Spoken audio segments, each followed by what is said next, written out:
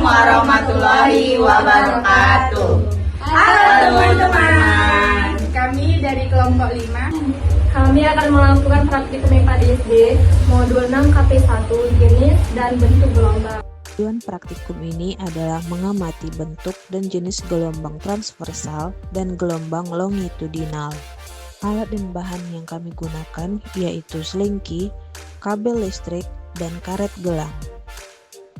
Gelombang transversal adalah gelombang yang arah getarnya tegak lurus terhadap arah rambatnya. Bisa kita lihat dalam gelombang ini partikel media bergerak naik turun atau ke samping, sementara gelombang itu sendiri bergerak dalam arah horizontal. Sumbu horizontal atau T menunjukkan waktu atau posisi sepanjang arah rambat gelombang. Sumbu vertikal atau Y menunjukkan simpangan partikel dari posisi seimbang. Titik A, C, E, G, dan I di garis tengah merupakan titik seimbang atau partikel tidak menyimpang.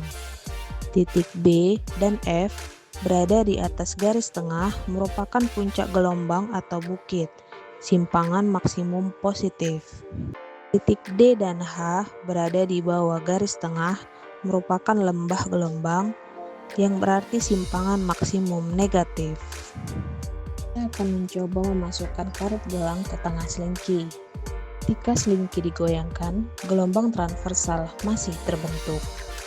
Karet gelang ikut bergerak naik turun mengikuti arah getar partikel selingki. Hal ini menunjukkan bahwa gelombang transversal tidak memindahkan partikel, hanya membuatnya berosilasi. Sekarang kita akan mencoba gelombang transversal pada bahan kabel listrik yang lentur. Tampak kabel bergerak naik turun, tidak berpindah tempat secara keseluruhan. Hal ini menunjukkan bahwa gelombang transversal juga bisa terjadi pada medium lentur seperti kabel. Gelombang longitudinal adalah gelombang di mana arah getaran partikel medium sejajar dengan arah rambat gelombang. Artinya, partikel dalam medium bergerak maju mundur searah dengan perambatan gelombang. Dorong ujung selingki ke depan dan ke belakang secara horizontal. Maka pada selingki akan terlihat rapatan dan renggangan. Rapatan terjadi dengan tekanan tinggi, di mana daerah partikel saling mendekat. Renggangan terjadi di tekanan rendah, di mana daerah partikel saling menjauh. Jika menggunakan karet gelang yang disisipkan di antara selingki, maka karet gelang akan bergerak maju mundur, bukan naik dan turun. Jika menggunakan kabel listrik, gelombang longitudinal tidak terlihat jelas seperti menggunakan selingki.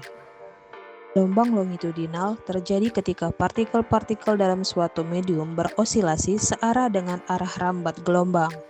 Tidak seperti gelombang transversal yang membentuk puncak dan lembah, gelombang longitudinal membentuk rapatan dan renggangan.